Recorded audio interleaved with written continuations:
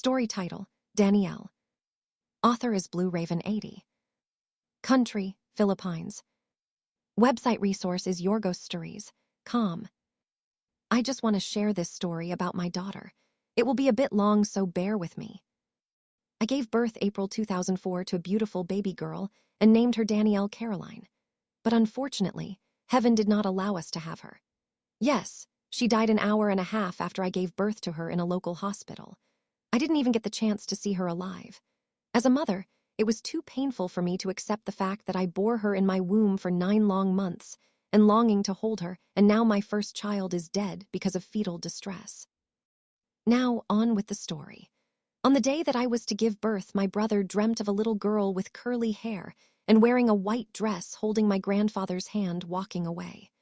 My brother told my mom about it, and right there, and then my mom and my brother knew that I would have a daughter, but she would die. They didn't tell me the story not until 5 months after I gave birth to her. Now, I stayed in the hospital for 5 days due to complications of my giving birth. Danielle was buried the next day after I gave birth to her. It was my 3rd night in the hospital, and my husband was lying on the couch in a deep sleep. I woke up around 2 in the morning thinking of my daughter, then suddenly the door opened. I looked towards it, then entered a little girl. She's wearing a white dress made of lace. She has a curly white hair tied in pigtails, and she was smiling while walking towards the side of my bed. I was lying in my bed. When she reached my side of bed, she stroked my hair. She was staring at me as if she was saying, "Mommy, I'll be okay. Thank you for everything. Tell Daddy thank you also for not leaving me in the NICU alone. I love you both. I'll watch over you and Daddy and my siblings. I love you." My husband saw my daughter die in the NICU. After this, she looked at my husband, then stroked his hair as well. I wanted to tell her not to leave because I really wanted to hug her since I didn't have the chance to cuddle her. She walked towards the door, and there standing was my grandfather smiling. When he held Danielle in his hands, he looked at me and said, "She will be all right." Then they left the door like normal human beings. I cried and called for my grandfather and Danielle, begging them not to leave me alone and take me as well. My husband woke up because I was shouting hysterically. My husband called the nurse, and they gave me a shot to calm me down and put me to sleep. Needless to say, I dozed off to sleep, then woke up the next morning. I opened my eyes and stared at the ceiling. I started to recall what happened the night before, and tears started rolling down my cheeks. I still could not accept the fact that my daughter was gone, but I felt a peace of mind knowing that she is okay with my grandfather in heaven. My husband asked me if I stood up last night and stroked his hair. I said no, and I would not be able to do that since the doctor said that I couldn't get out of bed yet. I had a C-section, so you know how painful it is to force yourself to do something. I told him it was our daughter wanting to thank him. My husband did not buy the story, thinking I was still high with the drug the nurses gave me. I didn't insist that thought to him.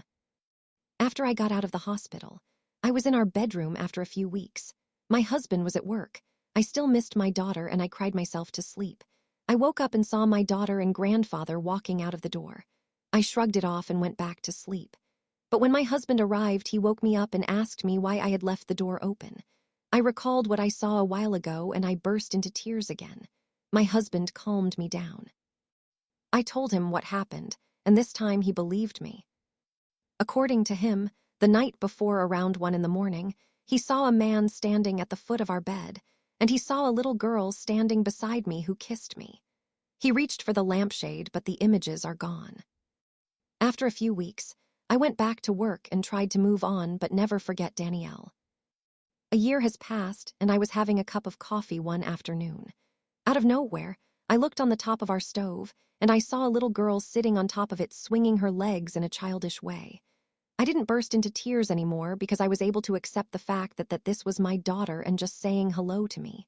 I smiled and said, "Hi, baby Danielle. Mommy misses you so much." Then the figure was gone. Also, according to my grandmother, there are times that she will hear something from the 2nd floor like a child playing. A few years have passed, and I gave birth to my 2nd child, Tyron. It was the month of November 2006, around 11:30 in the evening. I was washing Tyron's clothes when I saw in front of me an image of a little girl sitting and looking at what I was doing. I know that girl is my daughter, so I just said, Mommy will go to sleep later. The figure of the child disappeared. Also, there are some instances that my son Tyron will laugh hard like someone is playing peekaboo to him. That doesn't scare me because I know that my baby Danielle is watching still there.